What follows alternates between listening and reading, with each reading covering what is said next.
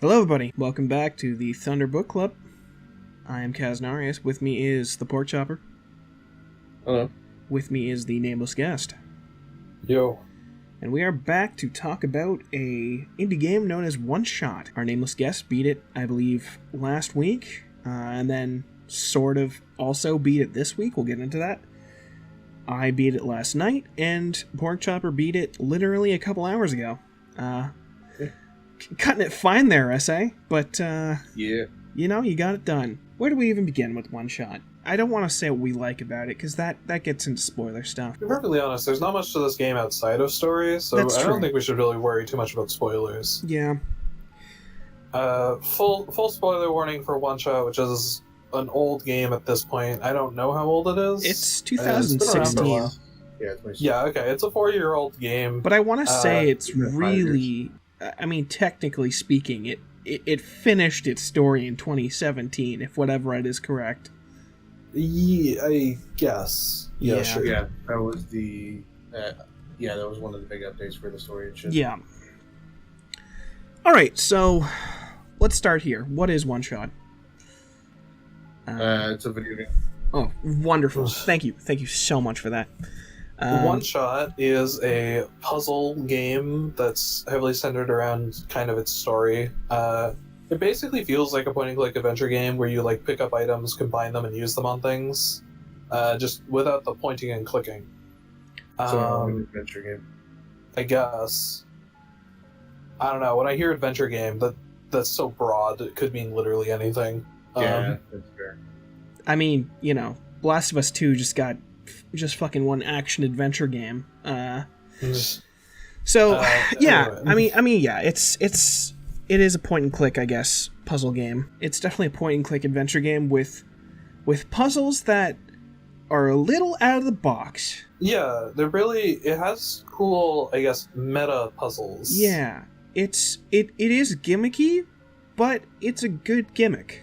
I am a it's a huge very fan of neat gimmicks, gimmick. but at the same time, you know, for whatever we're about to say about it, good or bad, I in some regards, there are parts of OneShot that I've never played before. Like I don't really have a game to compare it to, because of the cool stuff it does.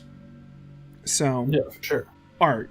How we feel about art? I feel pretty good about art.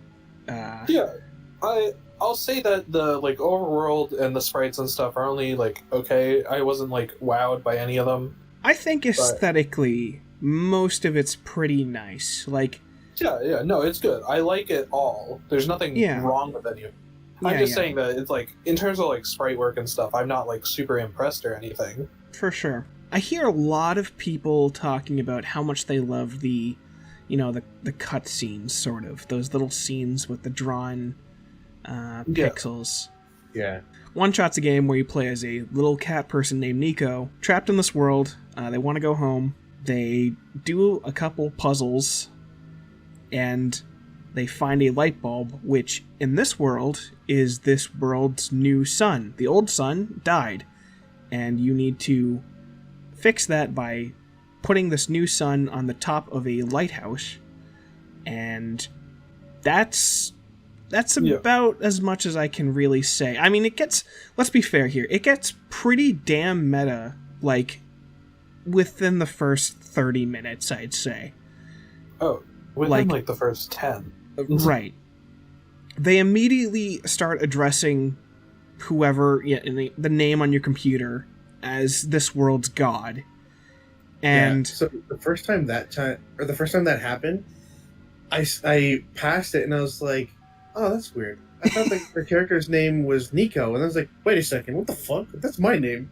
That's so weird. I am a little bit of a sucker for shit like that. I do like shit like that, even though it's happened to me before. Your thoughts, Nameless Guest?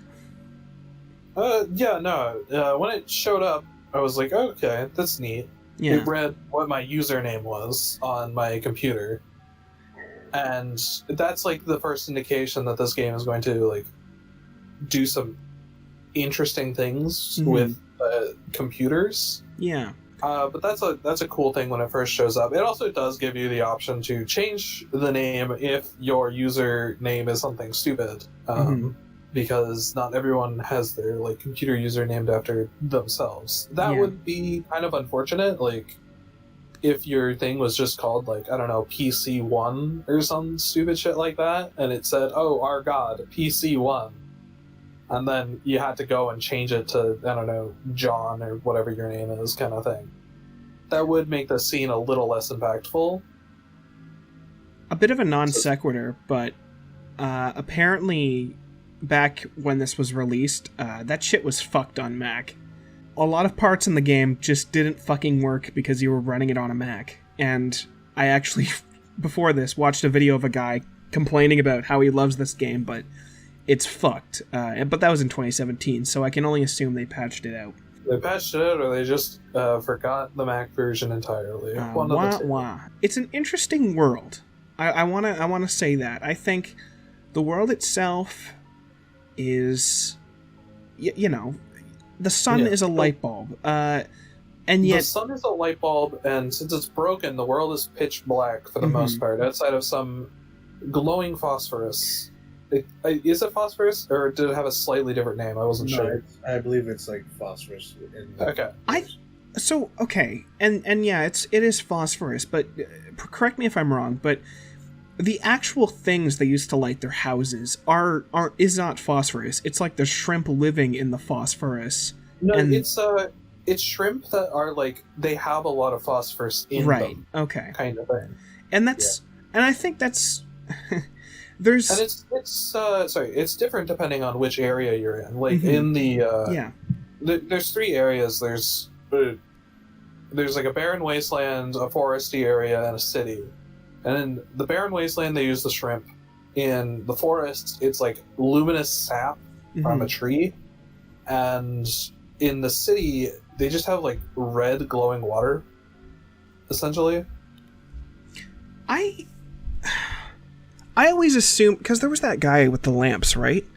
I always assumed he was sort of, I always assumed he was just filling the city with some sort of thing, but I don't think it ever mentioned that second, or that third, creature or whatever. It does, I believe, because I remember I picked up an item, I forget what it was called, but it was like a red liquid with something, was it bubbles or something in it? And I'm pretty sure that's what it was used for the lights. Yeah, you can find a document in the game if you're like, I think in the library section, that explains the different kinds of phosphorus. And the end one is red phosphorus, which is just like, it's dissolved in liquid, I believe. Yeah, it's like the lowest energy. Yeah, it's the lowest energy one, and it's like dissolved in liquid. It's not part of like a natural system like the trees or the shrimp. Well, in either case, all the pixel art and walking past all those weird craters with like stars in them, it looks relatively nice. Yeah, no, for sure. And I think, you know, when I started this game, I did have like a thought like, okay, I'm in a dark house. This is a little bit unsettling. Game's calling me by my name. Should I be playing this in the dark in real life? This is not a horror game. It is a dark game, like a visually dark game, but considering all of the events of the game, none of it is particularly scary, and that's okay. Well, yeah, not every game needs to be scary. Exactly. The whole thing is you're in a dying world that it doesn't have its sun anymore. Of course, and you're the savior. So you're like the only source of just light, basically. Mm-hmm. Well, I mean, there are other sources, but they're all weak and dying. And like, there's little visual things that I like how Nico's eyes are the only thing that like shows up in between loading screen, like, zones. Yeah, I think there's not really much past there that we can say. There's obviously no combat system to comment on. All right. Yeah, but I'll say that some of the puzzles are all right-ish. Like, nothing, like, too amazing. Mm-hmm. oh, this thing needs a lens. I have a camera. I remove the lens from the camera and I put it on the thing. Mhm. Done. It's pretty simple. Yeah. But... Yeah, no. I don't...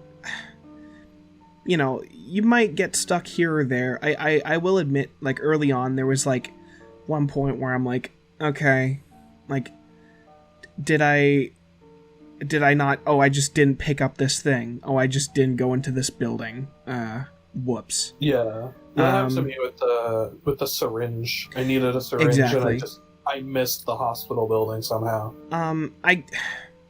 I was worried, and I was sort of worried going into this game because it sort of has the exact same problem I get from, like, other point-and-click games, like the Deponia series, for example. It's like the first thing you do is, like, combine, like, a fucking toothbrush with a sock. Like, how... And, like, it's obviously not that egregious in this game, but it's like, oh, I just didn't use this very specific item on this specific location, or I didn't ask fucking everyone in town about this toothbrush. Like, a lot of the game, unfortunately, is a lot of walking back and forth and, like, taking item A to answer A, or taking an item to the right character. Yeah. And that's fine, but for me personally, there's a lot of games that I really cannot stand that in. But again, not as egregious here. Now, before we do get into deep discussion, I think... Sorry, I was going to say... Oh, no, go on. In defense of its puzzles, this game does have a fast travel system, so Yeah. you can warp around the map pretty fast, so it's not like you have to walk all the way across the map and then all the way back, because you can just teleport all the way. So it makes it pretty simple on that front.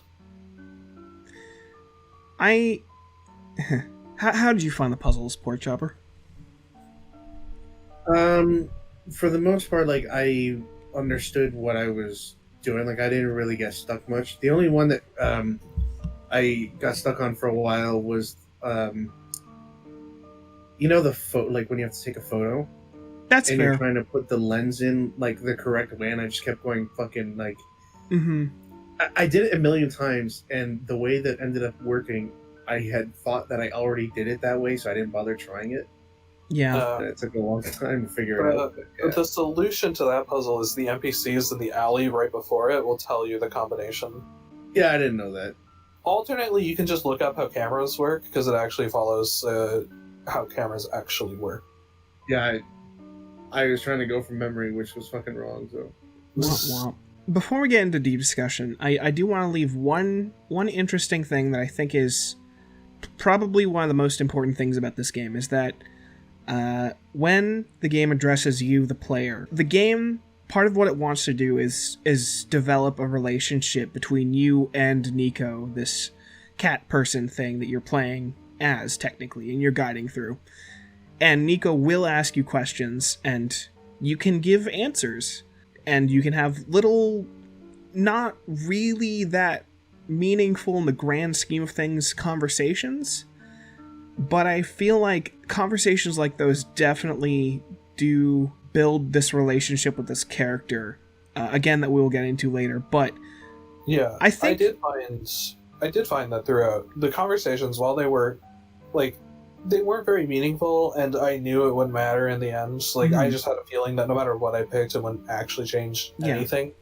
They did do a good job of endearing me towards Nico. Yeah. And that's good, because I liked the character by the end, and I wanted good things to happen to them, and that's kind of what I'm sure the creators were going for. Yeah. If a strange, out-of-the-box puzzle game with constant fourth wall breaks and you talking to the character sounds like an interesting game, maybe this is your cup of tea. Generally speaking, gentlemen, would you recommend this? I would. Yeah? Yeah, no. If you want it's essentially a 3-hour game on the first playthrough, and then there is like a secondary New Game Plus kind of thing that was added in like a later update. That's another maybe like 2 hours. Like I felt it was shorter. Yeah. I may have just now been paying attention. So it's like a 6-hour experience total, for about $10. Yeah, no, it's good. I enjoyed that. Where do we begin? Well, we began at the beginning when Nico wakes up in a bed in a dark house alone. Yes. Pretty good at sort of giving you a feel for how complicated the puzzles will be, which is not really that much, but you know, you are using your brain a little bit. I'm gonna be honest with you. The Barons, it did get me thinking a little bit. They did get me thinking a little bit, but I was getting a little bit tired of them by the end, of running from one end to the Barons to the other. Yeah, the Barons is a large place, and it's like visually it has some neat things. Like basically, it looks like pools of like starlight essentially, but they're not like interesting enough. So it can be kind of, and also there's just not like many characters or anything there. So yeah, I didn't mind it much personally. Like it, I think overall, like it was a nice introduction to the game. But I do think that too much of the game was spent in the Barrens as opposed to the other areas. Yeah. So the Barrens was where I sort of got this idea of like this game having a theme of like technological obsolescence. Like there's a lot of examples of it, like in the, well, especially in the Barrens, obviously, but like all the robots in the Barrens do is like a simple task that is entirely irrelevant to everybody it was actually made for. Like you find constant robots like guarding posts that are guarding posts for nothing. You'll find, I mean, obviously there's a lot of just destroyed robots, which obviously we can assume was due to the blocks. Or just lack of power. They were running out of phosphorus, which powers everything. You know, there's this, it sort of dropped early on as a kernel of like, oh, these robots aren't tamed, which is obviously like the big thing in the game later. Like, yeah, they drop taming. They mention it, and you're supposed to like be really curious as to what it means. Mm-hmm. Even though it's very obvious what it means. I guess what it meant almost immediately.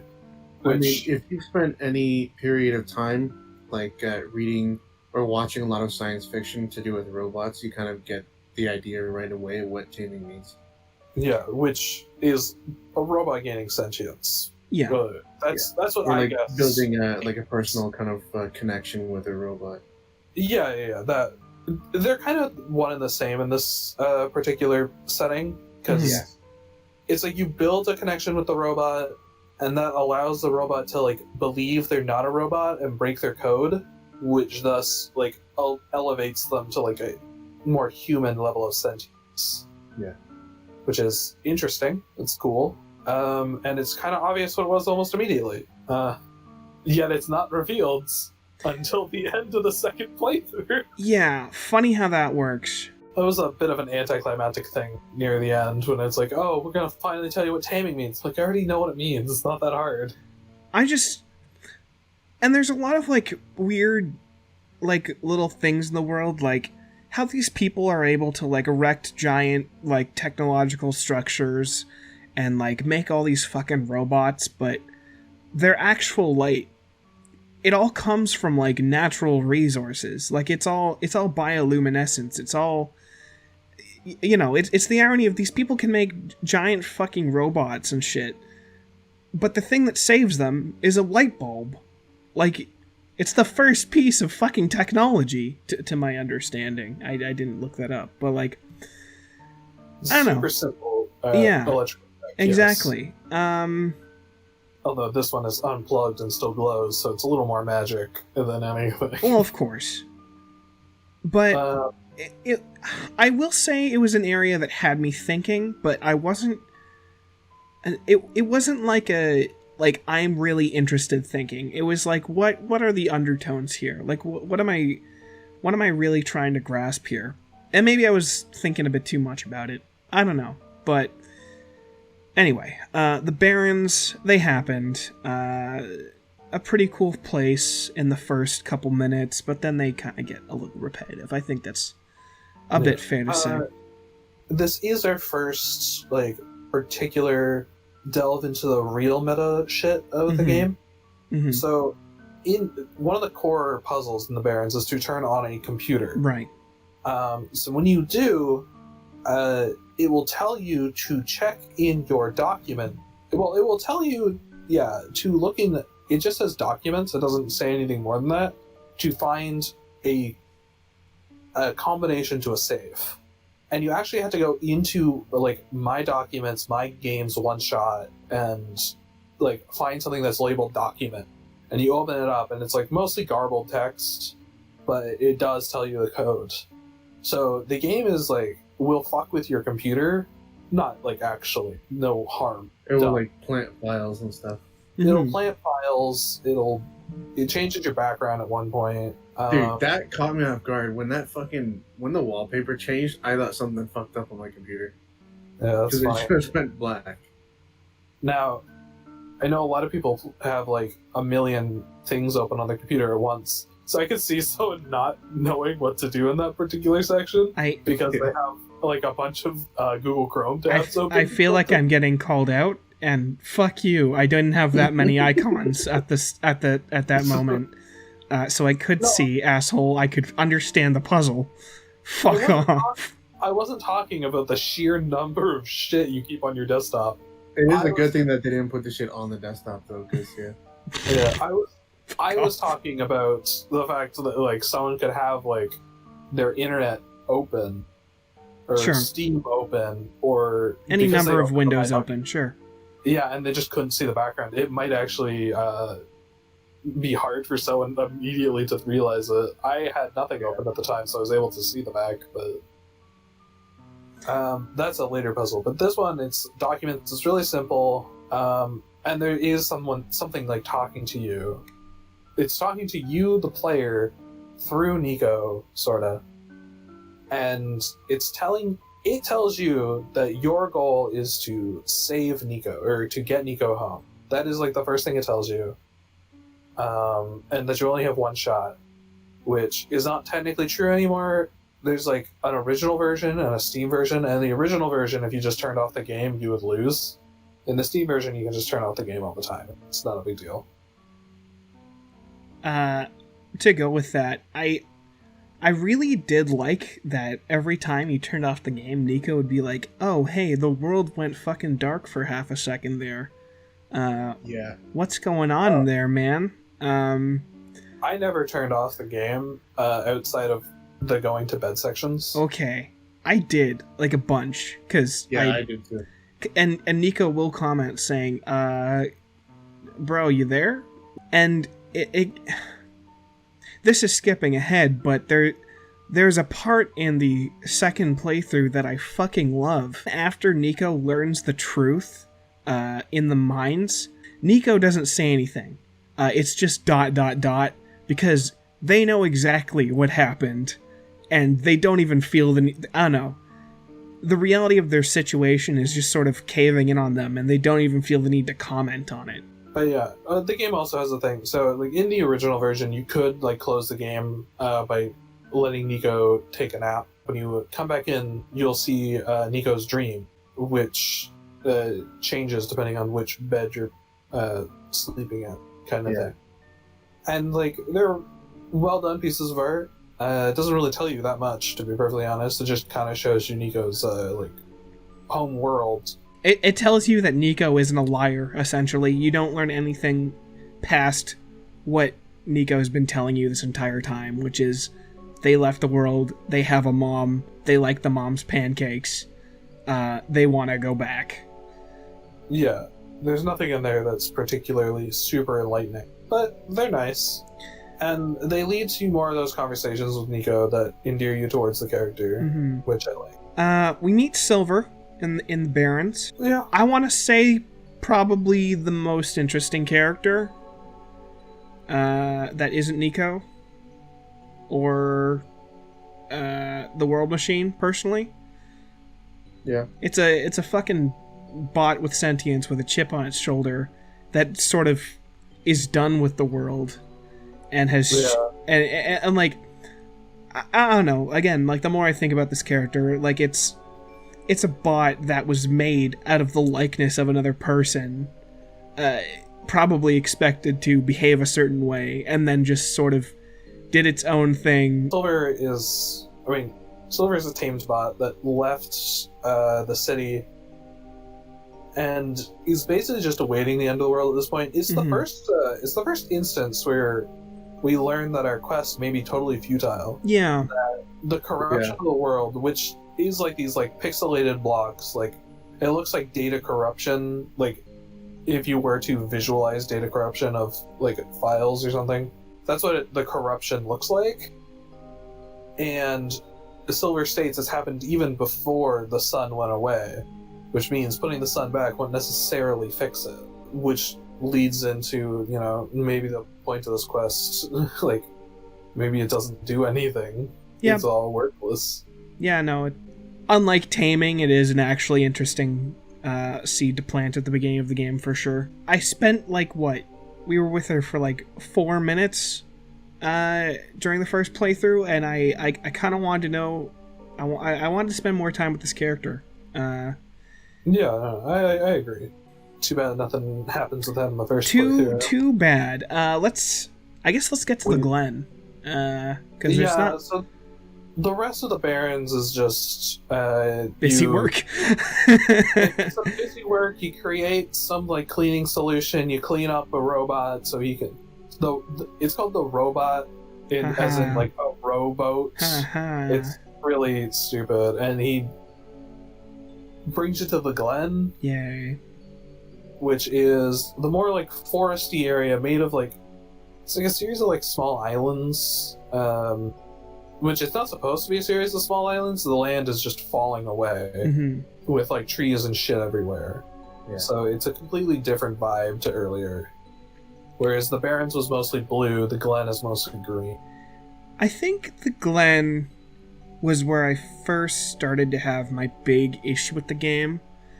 And that's that, like, I understand, like, robot, again, going with obsolescence, Prophet Bot has literally one use, and it's to tell you that you're the savior, and then it's literally good for nothing. And all the robots, they do their own thing. They continue their own tasks, and again, Silver is just sort of dejected. She's away from it all. She's kind of black-pilled, and she's just living out the rest of her days. Whatever. In the Glen, you meet actual real-ass people. And, like, no one seems to fucking care all that much. Like, there are some people that will comment on, like, the squares, but, like, compare it to the Solstice route. Like, we're at the end of days, and your Messiah. Everybody knows about the Messiah thing. Everyone knows that Nico is the chosen one, we are the god, and that we're gonna save the world. But nobody is, like, even remotely, like, a bit concerned about all this. And, you know, you could argue that that's because they've been feeling that way for so long, and it's like, maybe they want to live out their days in, you know, relative peace before everything goes to shit. But to me as a player, it's like, why don't you guys give a shit? You know, like, why isn't at least one person, like, you care about the square, like, yeah, there's one guy who's like, you know what, these squares are kind of fucking up everything. It's just a bit of a disconnect for me, I guess. With knowledge from the Solstice route, you can maybe have some arguments as to why those people don't like care too much. Yeah. It could just be that they don't have a solution to it, so they're just doing their best to continue living, and they're just expecting the Messiah to you know, fix everything. Yeah. But yeah, I don't know. It is weird how little some of these people really care about what's going on. Yeah. Like, there's one guy that just goes like, he's just like, well, we can't grow food anymore, but I can still fish. I love fishing. And that's that's what he says. Okay. Like, great. Sure. Okay. I will. I mean, I took that as they couldn't grow crops, but he can still feed people with the fish. Yeah, no, that is exactly what he's doing. It's just, It feels a little. The flippant. world is ending, Yeah. and you have a line about fish. Yeah, bro. Yeah. I will say the Glen is pretty cool because it's got that sheep ranch.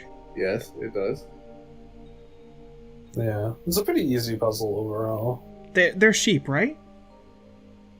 No, they're rams. Oh, what you're saying is it's a ram ranch.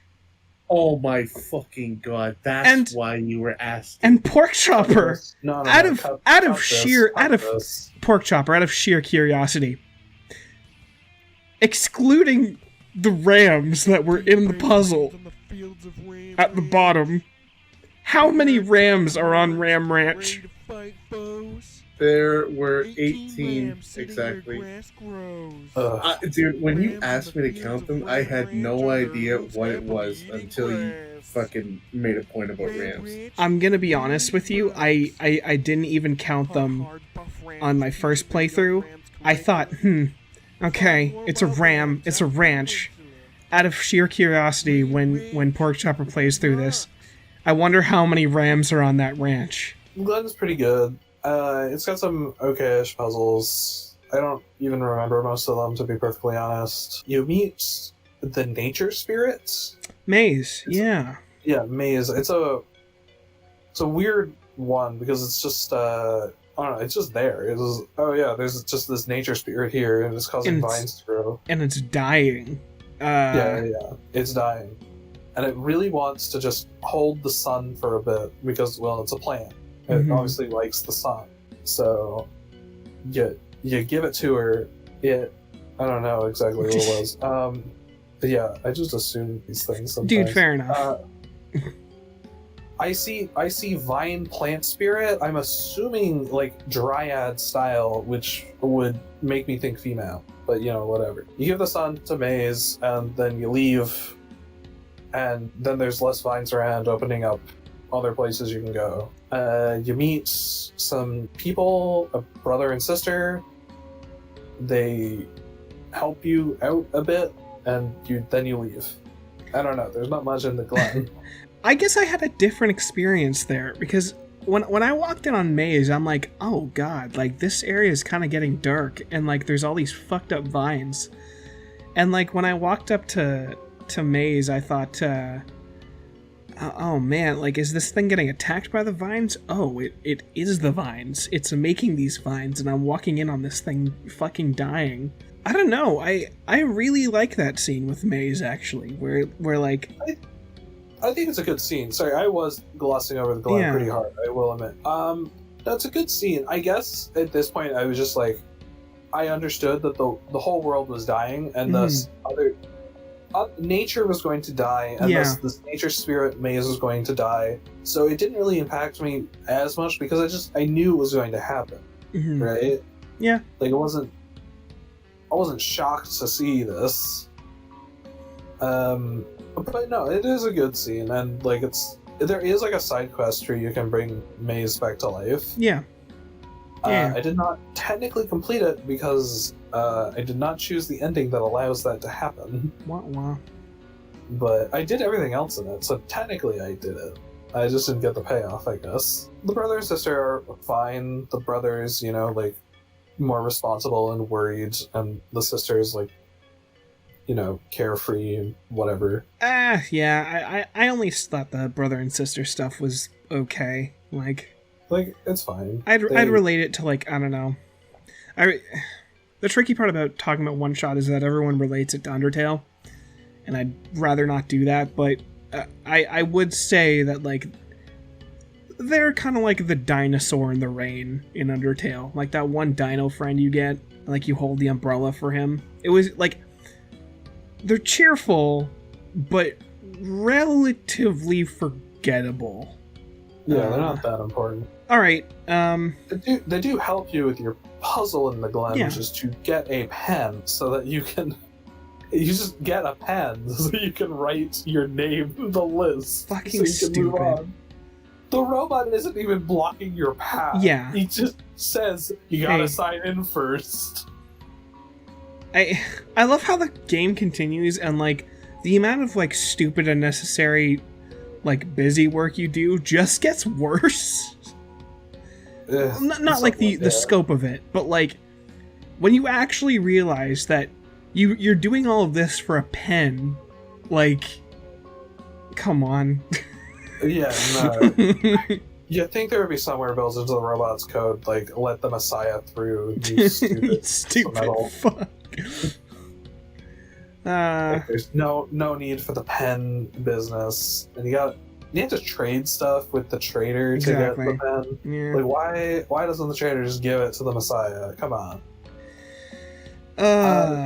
So that was the section where the meta thing is the background, the desktop. Yeah. The desktop background changes to reveal the solution to a puzzle in order to free the sister, which allows you to progress the game. Yeah, pretty cool.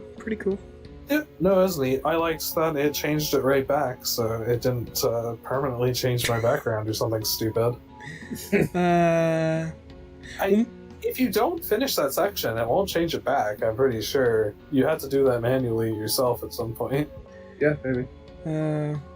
So if you get to the Glen, make sure you finish it, unless you want to go back into your personalized options. Do we want to talk about... I'm assuming we're basically done with the Glen. Do we want to talk that much about the scaffolding of the city? That weird elevator place? There's not much to say. Exactly, yeah. The city is kind of in like a bad state because of the blocks, the pixely blocks that are just destroying stuff. So like, there's a lot of scaffolding that's destroyed, and the elevator doesn't work, and you have to create a button. It's actually kind of like a really nonsensical puzzle, just creating a button to put in place. Yeah. Because like the button is just there to like activate. It's like just to make an electrical connection for the most part. Just creating a button that says open doesn't really work. There are some things, like if you talk to some characters throughout it, like I think there's a girl there that's like, if you talk to her, she says that she's trying to tame her robot. Oh yeah. Which is neat. You can ride a Roomba. You get an achievement for that. That's the most important thing, actually. Truly. There's that one penguin that says the weird "Arlo." Oh yeah. That was odd. And then there's the guy that's trying to use the elevator, and I mean, he seems like a nice guy, but there's really not much to him outside of he just wants to help people. Yeah, he lights the fucking lamps, and you have an awkward elevator ride with him. That's his character. It's pretty much all that character does in that particular playthrough. I don't remember him doing much more. Yeah, his whole thing is that he's like always busy running around. He's always like working, refilling all the lights and all that shit. Yeah.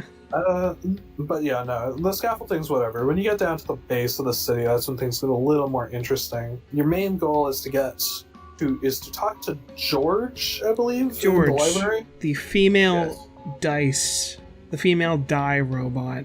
I assume she's a robot. No, it's not a robot. There's a lot of characters that aren't robots. Right, they just have weird heads. I forgot about that. Nico even makes a point, like, you're not a robot, but right. Fucking thing of dice. And they're like, yeah, so. Yeah. But there's a problem at the library where you need a library card to talk to George, but only George can give out library cards. So you're stuck in a weird like catch-22 kind of thing. So you gotta go get someone else's library card. And that's where we meet Kip Silver. Yeah. I believe, who is definitely the person that the other Silver was modeled after, and the one that tamed Silver, presumably. I'm pretty sure that's confirmed at some point. Yeah. She's not that interesting character. She's a nice. really She builds important robots. robot scientist. Yeah, and she doesn't do anything outside of give us her library card.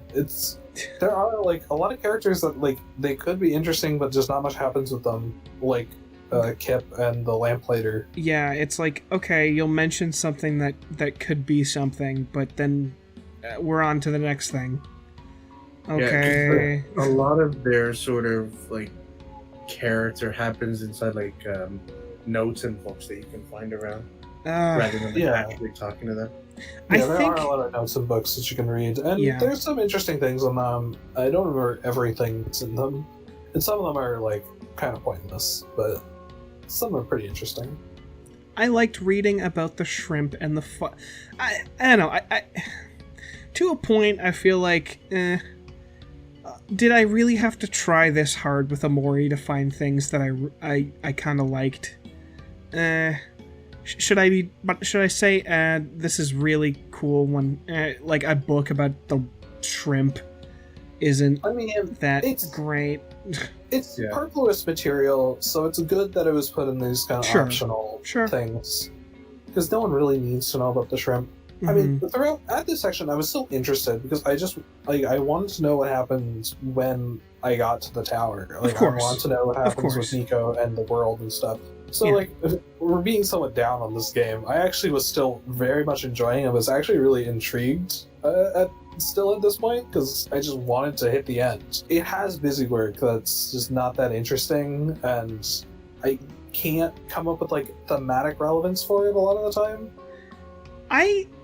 I think I was actually the opposite. At this point, I was actually really starting to lose it. My interest with this game, just because I would find another character that I didn't really care about that would make me do stupid busy work to just continue. Like, I don't know, again, like, the city is like my Glenn problem times infinity, because it's like, your whole thing is you're finding a fucking library card, and then the components, oh, yeah, look, you need to use the tape on the library card. Or wait, no, you use glue. Whatever. You use a tape dispenser at some point, but it's like you can't take the tape dispenser with you. You have to go up to it and use it. Yeah, I won't say the puzzles are necessarily that great. I think they're serviceable, and there's nothing really overly wrong with any of them. But yeah, no. So back to like bottom of the city. You need to get the library card. You get it from Kip, but it's Kip's library card, so the robot wouldn't take it. So you need to go get a picture of yourself to glue it to the library card to fake it. Now, in this section, you get like a vision of a character, and then you meet this character, and they just tell you to leave. It's not time yet. And that's interesting, and plays into the second playthrough thing. Yeah.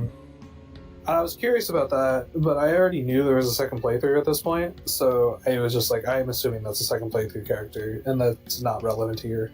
And just kind of moved on. Was there like a meta puzzle in this section? I'm kind of forgetting what it was. In the city? Yeah. I don't remember if there was on the first playthrough. I mean, there probably was, because I think there's probably some in every area, but there was probably a computer somewhere that told you to look somewhere in your files to find something. Why? I don't know why. I guess it just wasn't that memorable of one comparison to the first two. I mean, there is one meta thing when you get into the tower. Yeah. But yeah, now you finally get the library card and you can talk to George. And George is interesting in that apparently their personality is different in each playthrough. Depending on the die. Yeah. Oh, wait, really? Yeah, depending on what die they have as their face die, I'm guessing. Oh, that's fun. Changes how they talk. Cool. I'm not entirely sure, because obviously I didn't, do it multiple times and talk to George. I remember reading a book in the game that mentioned something about the die on the face and being something about that, yeah. Yeah, I don't remember that book, but... How did your George behave? Mine had a 5, and I don't know, they seemed like normal. I think mine stuttered a lot, but I don't remember entirely. I don't think mine stuttered. My George was a 3, and she called me a cool dude and pointed finger guns at me. Yeah, and called me broski. That did not happen for me at all. Yeah, okay. My George definitely did. Mine stuttered a lot. That's fun. So okay, sure. Yeah, that was something I learned later when I was just looking up stuff on the wiki in the afterwards. But yeah, no, it's a neat thing. Makes each playthrough a little unique, but it's not huge. That character is also not that important. That character has 6 lines.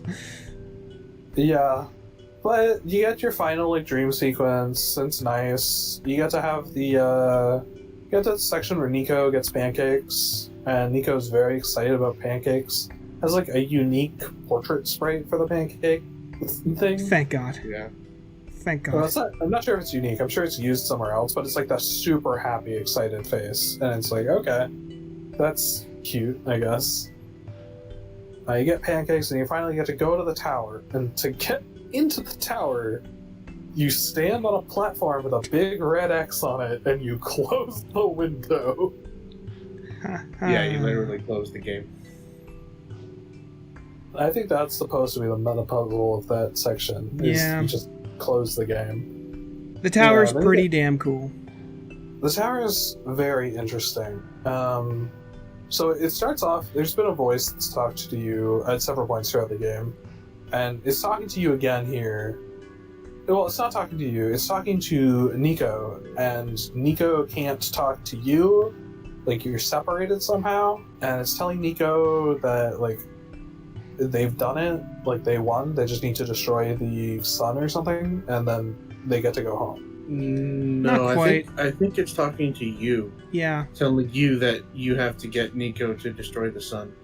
Well, it does tell you that later, but first, it like separates you a bit at first. Eventually, you'll learn that there is a separate application in the OneShot folder that you need to open while also playing OneShot, and that will give you hints as to how to actually proceed throughout the tower. It's like a transparent background with like a paper sheet on it, and you gotta move it around in order to get the clues to line up so you know which doors to go through and stuff.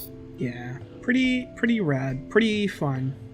Was that first playthrough or second playthrough? That was first. That's First? Yeah, okay. The second playthrough doesn't have as much meta stuff. Yeah. Mostly, there's one right at the end. But in first playthrough, there's that separate application, and it tells you that the world requires, like, the Messiah to be in it, or the Savior needs to be there. So Nico has to be in the world for it to continue existing. So you'll be given a choice. You can either have Nico put the light bulb in, but they'll be trapped in the world that may still die anyway, or you can have Nico break it and they will be free, but the world may just, we're not entirely sure. It'll probably just continue its decline or just end.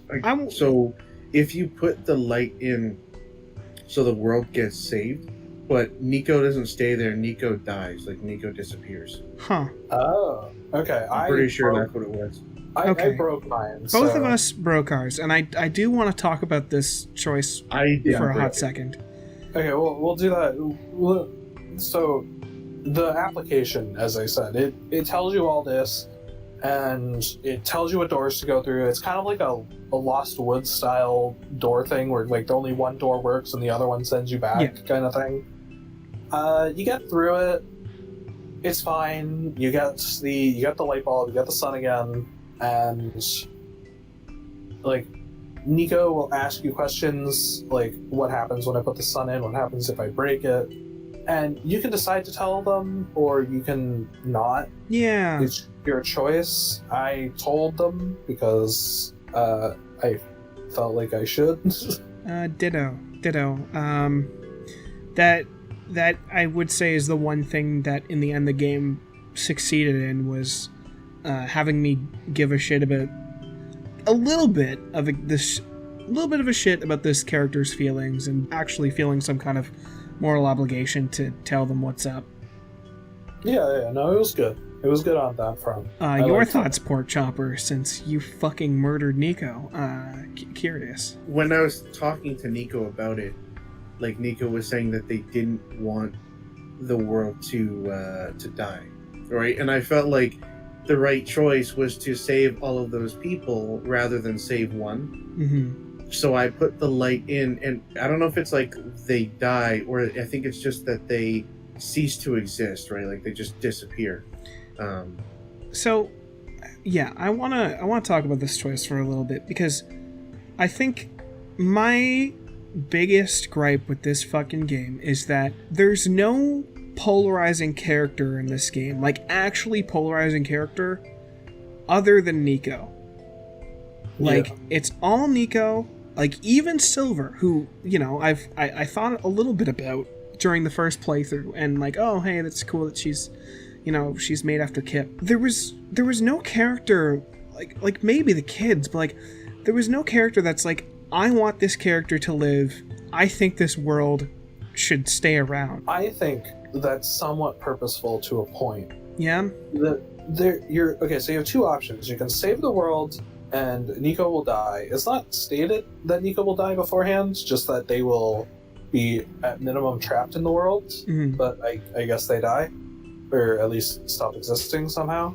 Or you can let Nico free and the world will die. So in the trolley problem, the answer is always the world and let Nico die. Kill the fat man. So they needed to balance that out by making us really like Nico, while also not making us care too much about the people of the world, because for them it's just they're the many instead of the one. Yeah, but I don't know how much I agree with that writing-wise. Is it really on purpose that your characters kind of suck and are nothing? You know what I mean? I wouldn't say they suck. I would say that they don't get enough spotlight to actually have like characters, like development and stuff. Whereas Nico gets all the spotlight and talks to you directly, like quite a lot. I just feel like that choice would be much more interesting if we did have at least one character where it's like, okay, Mr. Papyrus, Mr. Goofy skeleton guy who I am very endeared to, and you're a funny guy. Like, I don't want this character to die. Now I actually have like an interesting choice.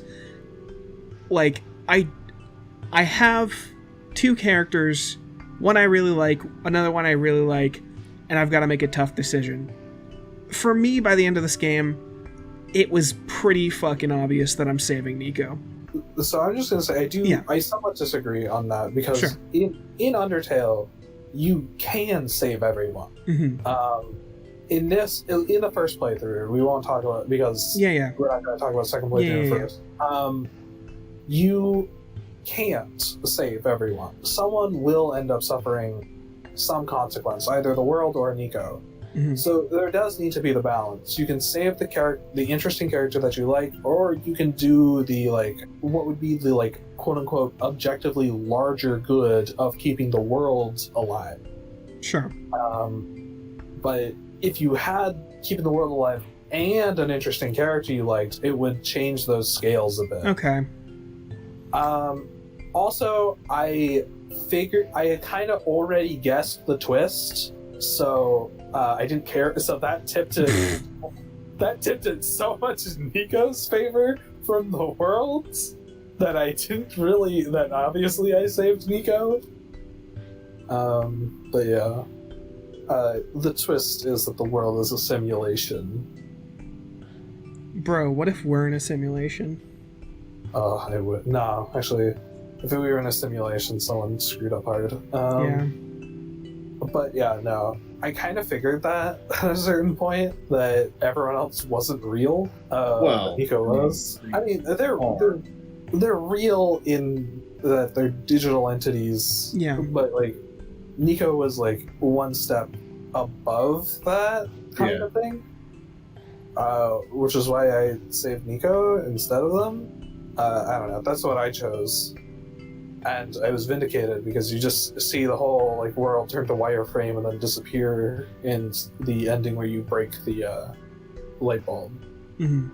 That's also where Nico leaves the frame of the game, just walks off your fucking computer screen. That shit was so cool. That was great. Good moment. I'm guessing you missed that Porkchopper because I saw it in the Solstice ending. Yeah, you saw it in the Solstice. Right, you missed it the first time. Yeah. A child murdering fuck. Anyway. I want to say that at this point, for me, OneShot would probably be a 6.5 out of 10 game. From the first playthrough? From the first playthrough, yeah. Yeah, I probably would have given it maybe a 7 or so, yeah. Yeah. Yeah, I think 7 is a little more fair than 6.5. It would be I would have gone like, well, that was a neat little novel Mhm. experience with a gray choice at the end. Yeah. I'm fine with that. It was enjoyable, and then moved on and not thought about it too hard. But I actually think so. Before we get into talking about Solstice, Sure. I think Solstice really improved the game. 110%. I don't even see it as a second playthrough. I see both of them as the definitive playthrough. It is definitely a continuation. You have to play Solstice if you're. It's still technically a new game plus thing. Also, it wasn't in the game initially. There was like a timer. There was like that door with the clock above it. Mhm. That had a timer originally. Yeah, in real world hours. Yeah. And then that would tick down to the solstice timing, which I guess probably came out on a solstice, my guess. Which means, I believe from what I heard, it was 100 days after its release. So, gamers had 100 days with just that ending in just that game before they got the real shit. And that's okay, I guess. Whatever. Yeah, no, it was fine. Now, in order to access New Game Plus, you have to go into your files, find oneshot.progress.bin or what, I don't know what it was, and you have to delete it. Which is cool. Again, I like the file manipulation stuff in this game. It's a really neat meta aspect that most games don't do, and most games shouldn't do. If that became a norm, I would be kind of annoyed. You know, I guess the only reason I'm at that 6.5 rating is like, for me, I've technically seen this before, like file manipulation. What are you talking about? It had Doki Doki did that or something, right? It did it later. Yeah. It did it later than OneShot. Yeah, it did it later. OneShot definitely did it first. So for me, like, the coolness of it is still there, but it's certainly lessened by the fact that it wasn't the first. Okay. So right. talking about Solstice, and here we go. 3, 2, 1, Solstice. Man, what a ride! What an actually complete ride. No, yeah, the whole Solstice second playthrough. After you delete your save and you go in, it's interesting. It's interesting immediately because Nico wakes up and immediately asks for your whatever your name is. But Nico also has no idea why they said that. So clearly you didn't actually delete your save. You're just in something totally new. Mm-hmm. The starter puzzle changes too. It immediately makes you go into your documents, whereas before you would learn from a TV remote. You go into the documents, and I think the document is a little clearer in its talking to you. Yeah. Oh yeah, no, it's a rather detailed document because it's like 4 pages long of him. It's like 4 pages, and there's a hidden message in it with capitalized random letters that tell you the password. So in Solstice is the second playthrough that you learn more about like the actual lore of the world and what's going on, and you have like the true definitive like happy everyone wins ending. That's what the Solstice route is. It's good. I like that. It sort of nixes most of the puzzles. Like, most of the time you're running through. Yeah. It's like, okay, just bring this to this. I don't know if there's a little bit of combining, but like, all the busy work is cut, basically. Yeah, and the computers, normally when you hit the computers, the world machine or the entity will talk to you and tell you where to look in your computer to find the passwords to progress on. But if you use the computer again, it just says documents, and you go to documents, and there's a document that just gives you a password. Mm-hmm. You don't actually even need to do that, I don't think, because I don't think you actually need the gas mask. No. You just need to, nope. I just went straight to the fucking mines. I grabbed the gas mask because for some reason I thought the mine passed the gas. I don't know why I thought that, but whatever. But no, in this one you go to the mines, and in the mines the first time, Silver says, "Oh yeah, there's more mines down that way, but we don't have a mine cart, so we can't actually go down there." I think Silver also states that there is a person living down there in the first playthrough. Yep. So in this one, you start with the journal, which is something you picked up later in the first playthrough. And throughout this, like, Nico is half remembering what happened in the first Yeah. playthrough. Like, they're a little unsure and they're kind of confused, but you get there and your book glows, starts glowing. And if you open the book on the black clover, which is a thing you'll see throughout, it will open a page that is like a map of the area with the minecart drawn on it, and then when it goes away, the minecart's there, and you can actually progress down that, and then you're locked into the Solstice route, basically, at that stage. Yeah. Then you sort of meet this weird robot guy. You mean Prototype. Yeah, Prototype. Who's the actual real Prophet bot. Yeah. Who tells you all the real shit.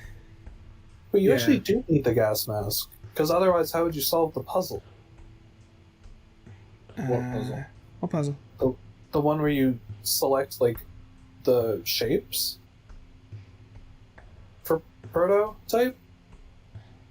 Oh yeah, that. Did you guys just look up the answer? Yeah, I did. Wow. What do you mean? You know how there was the puzzle where you had to set it to, like, robot, cross... Oh, or yeah, for the buildings. Oh, yeah, no, I had the gas mask. Oh, okay, so you did it right. Only Cows is a piece of shit. No, I wasn't fucking around. Let's go. Look, I could go to the fucking thing and see all the buildings. Your entire playthrough is invalidated because you didn't solve that one puzzle. Ah, yes. I didn't fucking leave the mines, go up, see all the fucking... Fuck off. So anyway, you solve the puzzle and you restore Prototype's, like, backup memory because you didn't have it at the time.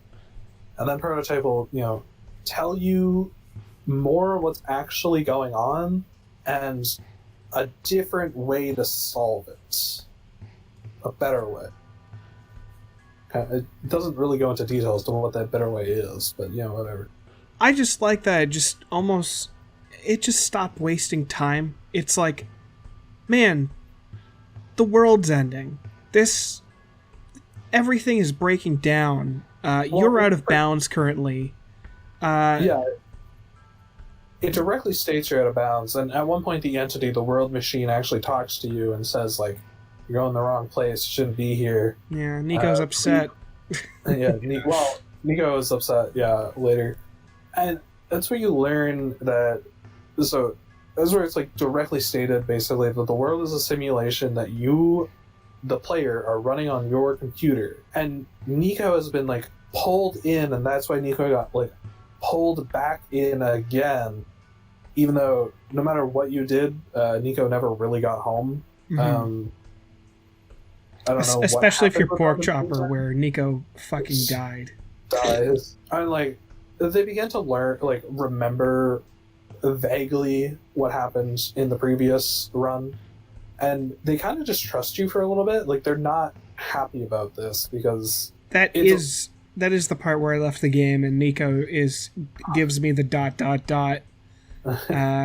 realizing that they are not to the extent of you are a video game character living in a video game, but like you're a real person in a simulation running on my computer. I always found, like, I really, really like that idea being explored of a fictional character realizing their world is broken. In this particular instance, obviously the fictional characters, because they're fiction and we're real. Yeah. Like, in the context of the game, Nico is real, mm-hmm. and they're in fiction, and they're trapped in this fiction, and because it's broken, and it's, like, completely random why it was Nico that was decided to do this. Never explained. Yeah, it's never explained why it's particularly Nico, but, whatever. And that, like, works out. Like, and reasonably, it makes sense why they're upset about this whole thing. Mm-hmm. Because I would be too if I was randomly forced into a virtual world that isn't fully real. It's kind of real, and then there's someone else just playing it as a video game. Prototype literally even mentions they ran it just like they would a normal video, like some kind of entertainment software. So, like, Nico's aware that we're doing this. We started this for fun. Yeah. And that's what kind of kicked off their little adventure trapped in dying world thing. It's fun. Nico's a bit too much of an optimist for it to really, I guess, get them down for too long. Yeah, Nico bounces back fairly fast. A little bit of a shame. Okay, so, by the way, I should mention, like, while this game isn't, like, some grim dark shit, apparently, this is on the actual OneShot wiki. When you're at the choice to put the light bulb in or destroy it, if you just close the game... I read about this, yeah. If you try to open it, the title screen is fucked, the light bulb is destroyed, and a box comes up that says, "You killed Nico, and you cannot start the game." And it's like, alright? Now, are you sure that isn't just the Oh, original? the original? I don't know. In the original game, if you closed the game, you got a bad ending. Okay, maybe that's... So maybe that's you're actually... just reading. Okay. Maybe you're just reading the original version's bad ending and not the Steam version's bad. You're right. The Steam version doesn't have a bad ending. Yeah. Yeah, I'm looking. Yeah, Steam version does not have a bad. Okay. Wah. Yeah, that's why it's called OneShot, because if you close the game in the Solstice ending, they change the meaning of OneShot because normally you're supposed to beat the game. And if you broke it, which I did, if you broke the light bulb, then the next time you load it up, it'll give you an error message saying "Savior not found." Yep. So you're not allowed to play the game after that unless you delete the save file, and which is breaking the restrictions of the world machine, because there was only supposed to be one run, but now you've created a second one which you weren't supposed to do, which is what lets you do all this bullshit. I guess I just have to be okay with them not going a darker route. I guess. It's fine. Everything needs to grimdark. You're right. I guess I need to chill. You're coming in this after, like, the last indie game of this kind of style, I guess, would be Amori, which was fairly dark, which still ended really optimistically, but... Yeah. But yeah, so you learn all that, and then you gotta escape, because in doing what you did, deleting and starting again, the world is decaying faster, so there's just tons of blocks. Because the world is corrupting even faster than before. And part of why I like the Solstice ending is because now it's not just, the pressure's on. Everyone is feeling it. It's not just it's not just a little bit of a different Nico. The people in the Glen are fucking Ram Ranch has to move to the left side, and it has not nearly as many gay naked cowboys at it. The whole town is shifted. Everyone's kind of talking about it. There's a guy a little bit later who's like, this is the city, but there's that guy in the library where it's like, if you would prefer the world to end, would you prefer it to end in like one big flash, or like a slow decay? And I think Nico's, I forget if he can like answer that, but he says, well, I guess I prefer it in one big flash. And like in this one, it's like, well, I get, like he says, well, I guess we're gonna see how a slow decay is. Like, everyone is feeling it. And that actually makes me give a shit, and that's cool. Yeah. Right. In the first playthrough, like, people were a little nonchalant about the world ending, even though it was a pretty big deal. In this one, people are terrified and are, like, hiding in shelter and stuff. Because shit's gone bad. But anyway, you escape with Prototype and Silver, but they both get eaten by the blocks, and you get Protos back on memory. you end up in the Glen. It's hard to gloss over the Glen again. Well, Maze dies in probably a more seemingly painful way now. Yeah, more, but also like a bit like more of a heroic end to Maze. Yeah, You because got they the Maze. refused to take the sun. One, they refused to take the sun, but that was more because they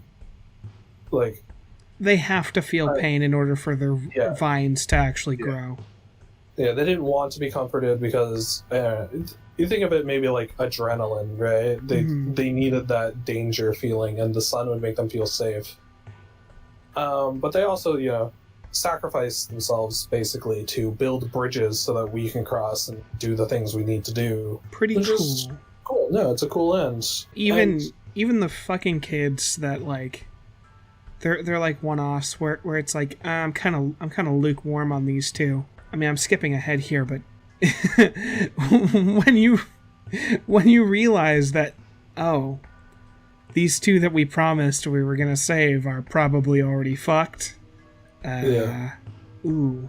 All right. Yeah. No. So you progress through the Glen a bit. You meet the kids again. You talk a bit. Nothing huge happens there.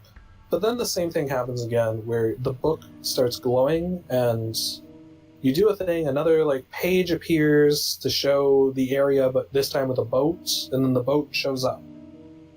So you've broken the bounds of the world machine again. You get in the boat and you go to the graveyard, which you weren't supposed to go to. Also, all these areas are mentioned in the first playthrough. The mines and the graveyard are both mentioned, and you're probably supposed to be a little curious about them. And then in Solstice, you actually get to go there. They're not particularly interesting areas, but the characters in them are. And that's where you meet... I forgot his name. Cedric, yes. Who can fly a plane. Yeah, he has a plane. That's pretty cool, I guess. He is the son... he does not have a plane, he has a flying machine. My apologies. Yeah, sure. Yeah, right, flying machine. He is the son of the author, who is the person that's been leaving those notes for you, the notes that you had in the tower, is the person who created the world machine, the one who built it, and... yeah, that's who Cedric is. And Cedric... He's also very helpful. Yeah, he is helpful. He doesn't really tell you much. In compare... he explains that there was a real world that was dying somehow, so his father built this fake world. Mm-hmm. Why? I'm not sure, because, So it's because they couldn't save the old world, so he created a simulation where they could have a chance at seeing what a good ending to that world could have been. Okay. A happy ending. So does that mean that Cedric is still kind of fucked at the end of this? Not necessarily, because Cedric will end up getting a good ending. Okay. Yeah. Cedric can't go home, obviously, because their world doesn't. That's what I meant. He's having a good ending in the simulation. I guess that's that's fine. So the majority of people in the simulation aren't technically quote unquote real. Mm-hmm. They're technically just super advanced AI, and then the robots are AI within AI, which is kind of weird, but whatever. So they're basically, from what I remember, they're entities that are based on the author's memories of real people that they knew in the world. Yeah, but not the Cedric prototype. And they're not actual real people like those. Yeah, those three we haven't met Rue yet, but those are real people technically. I've met Rue. We just didn't know. Yeah. So then, Cedric explains that the world isn't quite real, but there are real people in it, and explains its purpose. And then you fix the flying machine and you fly to the city, but you promise the two kids, the brother and the sister, that you will come back for them. Or Cedric does, that he'll fly back and pick them up and bring them to the city. And then as soon as you land in the city, the blocks destroy the plane, thus dooming those two kids. It's great. More dead kids. More dead kids. God, I love it. You should be chanting for this too, Porkchopper. Okay. We know you hate kids more than anyone. All right, city and- time. Yeah, city time. So city is super fucked. Yeah. You talk to the lamplighter. Forget if he actually has a name. I think he's literally just referred to as the lamplighter. Yeah, he doesn't give like a name for himself. Yeah. But So hey, he's you still know what? kinda- You get to have another elevator conversation with the Yeah. lamplighter, and that's Well- really what's important. So he's trying to fix the elevator, and you talk, and Nico's like, okay, I guess we'll just fix the elevator like last time. Oh wait, the blocks are blocking access to the place where we got all this stuff last time, so we can't fix the elevator. And like a whole in the sort of scaffolding area, like a whole bunch of things are blocked off now because of the blocks. So you like completely changes how you have to go Everyone's kind of retreated to the What? cafe, including the penguin that says the weird hello. Yeah. Mm. Yeah, all the characters you can talk to in their apartments, and the first time you're in the city are there. None Why of is them are the clock too important. guy? The clock guy stays. Yeah, guess because that's he true. said something about how he wants to. I think he says they want to see the world end or some weird shit like that. He said something. Yeah. It doesn't matter. Anyway, you go to the special clock room that had the countdown, and you input the solstice passwords, and you get access to 2 elevators. One is on a different floor, and one has a pull lever thing that is way too high up for Nico to reach. So you gotta get the lamplighter to The do it for you. lamplighter has one moment. One fucking moment. And it's awesome. Insert that stupid Rick and Morty butter robot meme. Oh my god. That's what it is. Yeah, so you go down in the elevator with the lamplighter, then you get out, but he gets trapped Yeah, because of the well, blocks. yeah, he tries to go out, and then his head gets stuck in the elevator, and oh wait, shit, wrong game. Different. Sorry. But yeah, he's stuck in there. Glitches are probably going to kill him, but he's pretty chill about it. Yeah. Well, I'm pretty sure most people have just kind of accepted the world is ending. Yeah, that's true. Like, that's why some people are kind of okay with it to a point. Hmm.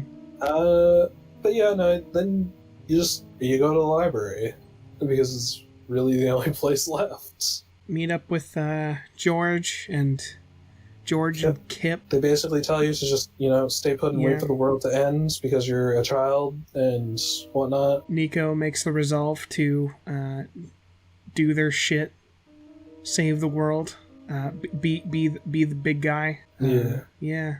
Yeah, that's cool. I Good, liked the good scene, moment. good moment, like it. Good scene, good moment. Resolve is always cool to Yep. see.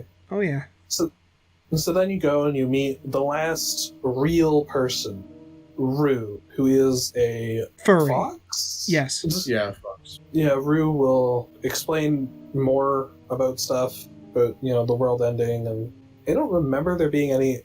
I mean, maybe I'm just combining the various expositions between all of them, Yeah. so I don't really remember what Rue said that was new, that Cedric said, or Prototype said. I think Rue just kind of gave a better explanation of of the what the simulation, world yeah. machine is and what's like going wrong.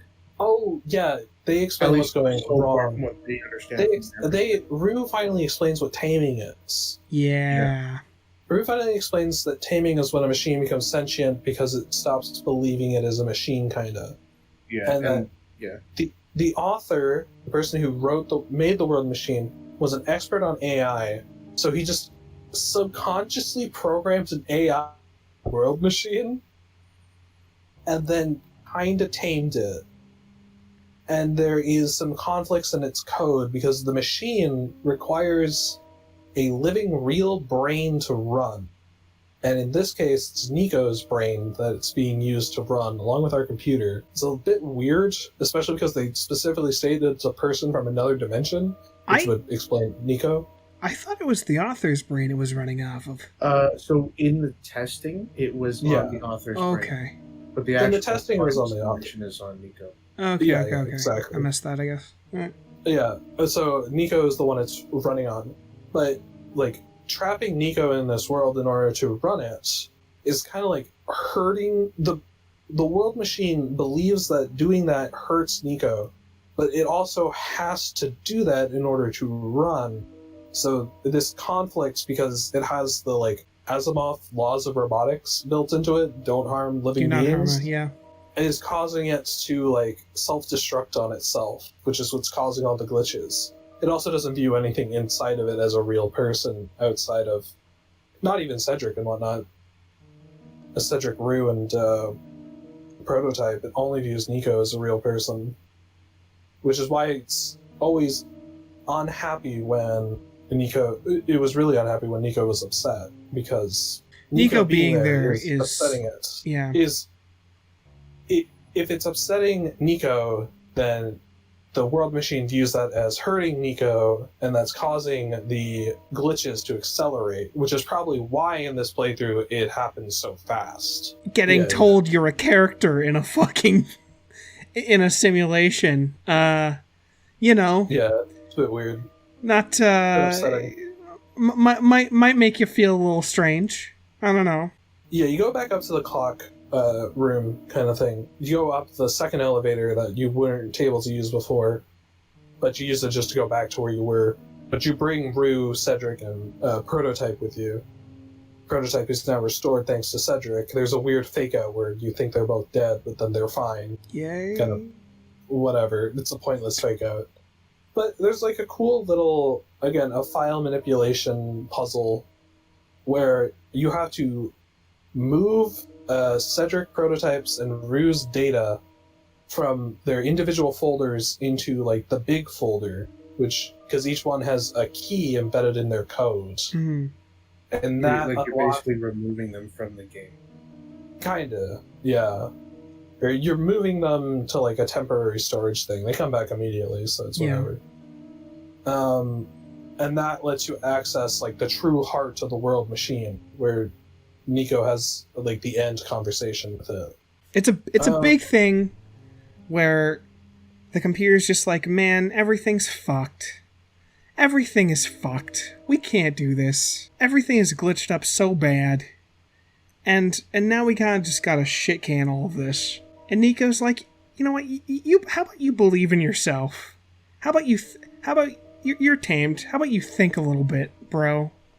How about the end bit here is Nico tells the world machine that like even if like it's not real, it still matters, and that you are tamed.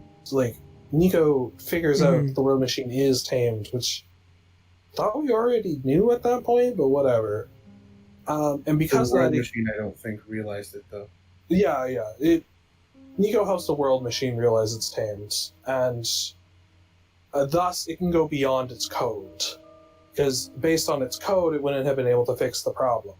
So it just never tried because it didn't know it could. Nico encourages it to actually try to do it, and it does, and it fixes the code. Yay! Yay! We put the sun in. Nico walks out of the frame. After we talk to everyone in the credits is a section where you walk down and talk to all the characters. It's kind of fun. Also, there is like a weird thing if you talk to Cedric, Rue, and Prototype a bunch that they're all tamed robots. Probably. That's kind of what's implied there. I don't know. I just sort of have to assume maybe they made themselves into some kind of AI. Yeah.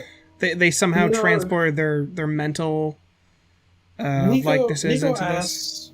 Nico asked Prototype, like, what's it like being a robot? Yeah. And the other two answer, and Nico's like, why did you guys answer? And they basically just say, like, wink, wink, nudge, nudge. Yeah. So actually, that makes sense. Because Prophet, at one point, I remember Prophet refers... Prophet, why the fuck? Prototype refers to the author as our father or our dad, and Cedric like agrees. Yeah, which obviously they're not the the fucking robot can't have an actual dad. True. So I guess that would be in line with that. Okay. And yeah, no, it's nice. Game and theory. then you leave. Yeah. Just and then Nico finally gets to return home, meets their mother. It's cool. It's nice. I liked Yeah. it. Yeah, pretty nice ending. To me, it just doesn't feel complete without it. Personally. Oh yeah. The original endings are fine. The one thing I like about the original endings is that it's gray, Mm-hmm. and I like the grayness of it. Sure. Whereas this one, the Solstice ending is just like the world machine has completed its purpose. It has simulated the good end for the world, or something, and then you close it and it never runs again. I have no, and it just serves as like a record. Yeah, it saves a record. I know you can. Yeah, I know you can start over again, kind of. Well, there's like another sort of playthrough.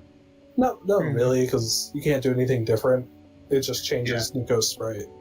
Yeah, it basically Nico becomes the sprite of the world machine, imitating Nico. Okay. Yeah. So it's like okay, yeah. So like you leave, you come back, and like, the world machine will be like, "There's nothing more to see. Nico's not here, but we can play a recording of what happened, and you can replay the game. But Nico is replaced with the world machine imitating Nico. It's just to allow you to replay the game while it's still canonically working." Yeah. And then every playthrough like that just gets treated like the first playthrough. Yeah. You can't do this run again. Yeah, it kind of makes sense because I like that in that it keeps like a consistency with that the world machine is real and we're accessing it when we activate our DXE. Yeah, like it kind of extends the lore. Yeah, sure. So when we activate the EXE again, it's not just that we run the game again, because quote unquote, the game is real. Like this was a real simulated world that we dealt with, and Nico's a real person who's no longer in the world, so we can't touch them. So we're just playing a recording. Like, I like that it's like a neat canonical new game plus. It's not like that important or anything, but it's cool. Yeah, I'll definitely say it's cool. As a whole, I think OneShot, I don't find it amazing, but I think it's pretty good.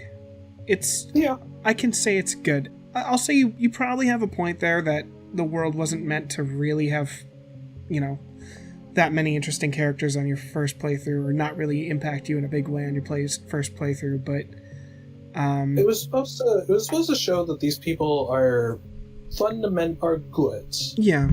Like, they're good people that deserve to live. And Nico is shown to be also a good person who deserves to live, but we're given way more but we have a personal connection. Mm-hmm. So our end choice is, the greater moral good or our own personal goods.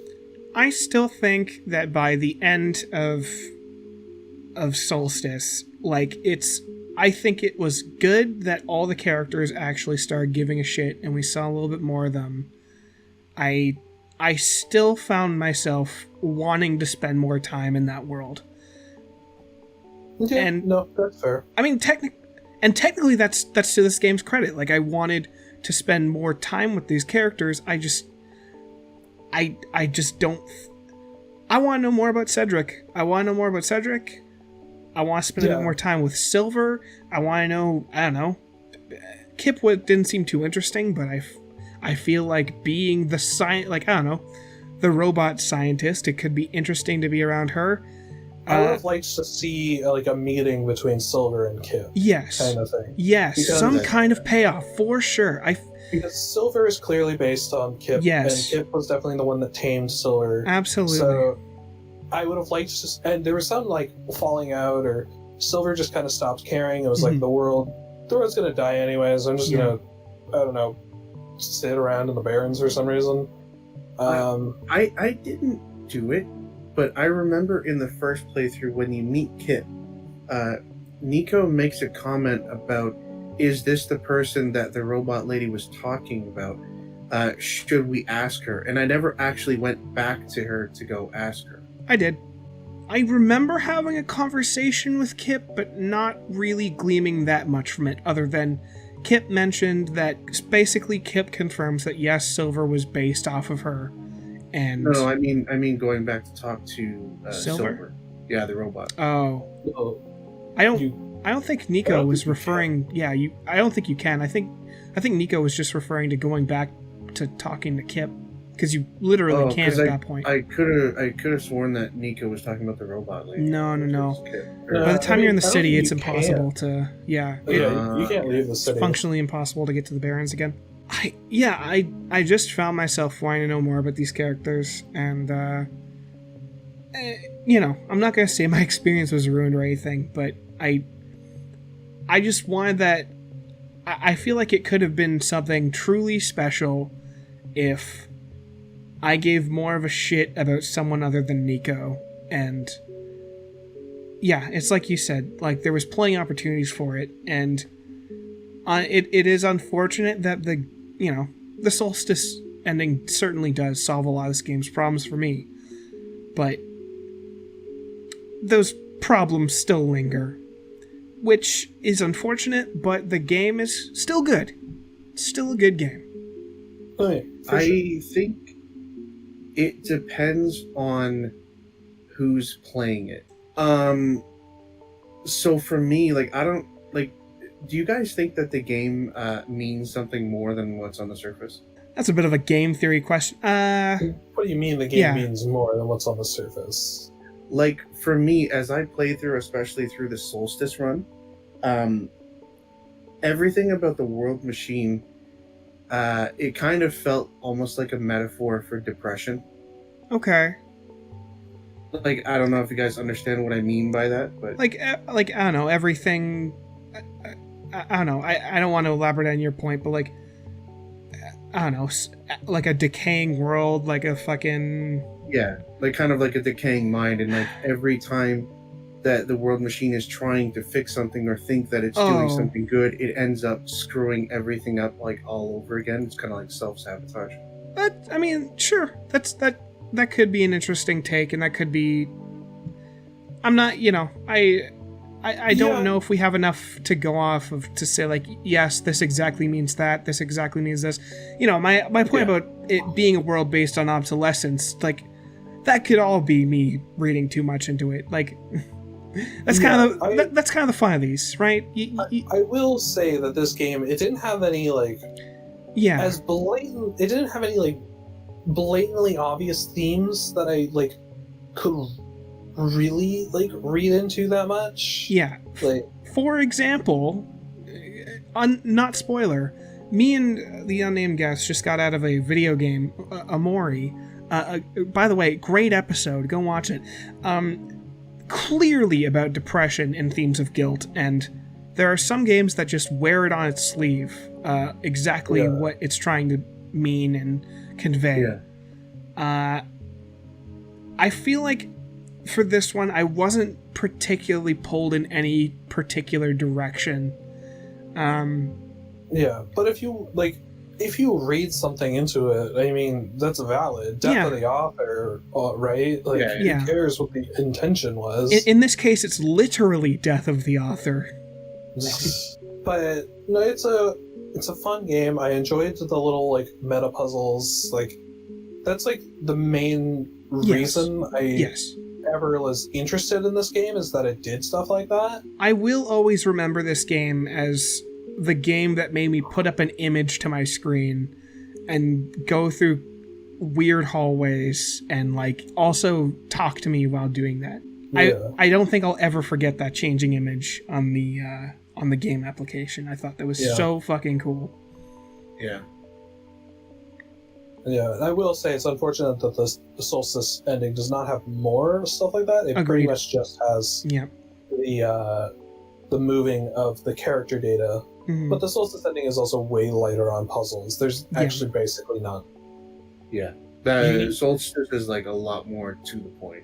Yeah. You need to get a battery and you need to get gears. And if you're if you're a cheater like Kaz, you don't even You don't even need to get the second battery because you probably just have the first. You may just have the first one from the first area. I was gonna say, yeah, that's totally possible. I fucked over the Glen. I don't care. Wait, is there another way to get a battery? Yes, Yeah, you so- can literally just make the battery from your first playthrough. Yeah, so in the first in the area, variants. in the first area where you have the battery that you attach the lens to it, and then charge it, you can just do that entire sequence, cheat to get the answer to the thing. Allowing you to carry the battery with you into the next playthrough, so into the next area, because you don't dump your items like you do in the first playthrough. Yep. And you just have that battery in the Glen right from the get-go. I didn't know that. I took the one from the Glen. Well, then Yeah, die. yeah. Whatever, fuck those guys. I mean, they were just robots in a fake world. They're fake upon fake. Yeah. Doing meaningless tasks, like, again, guarding a fucking hole in the wall. They're not even tamed. Yeah, useless. Subhumans. Okay. All right, gentlemen. The incel untamed robot. The Chad tamed robot.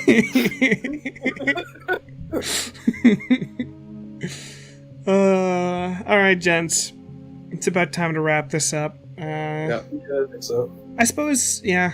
When it comes to music, it's good. I will say there's not like a particular banger or like a particular one track that really stands out.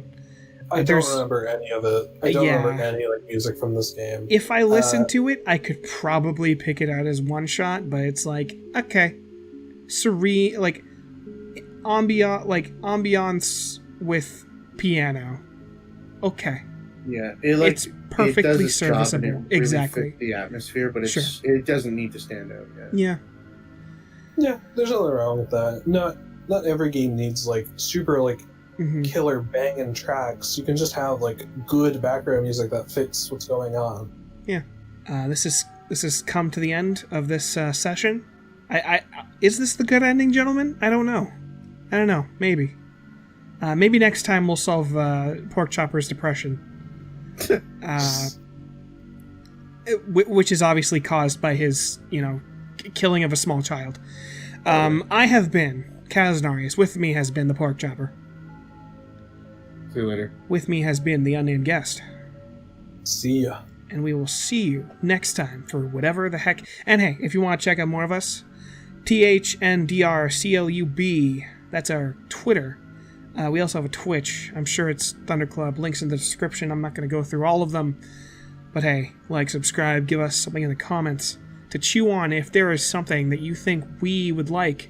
Shit, if you think there's something we would hate, but it even is a little bit interesting, why not? I kind of went on my way to find something that seemed interesting and weird for us to do in this one, but we are totally open to anything. Any different media. It doesn't have to be a game. Could be a movie, could be... We're trying to get Porkchopper here into fucking anime. Yeah, good luck. So, if there's a shit... So, Gonna be a weeb, yeah. comment your shittiest anime for us to introduce to Porkchopper. And we will see you later. Bye. Yeah.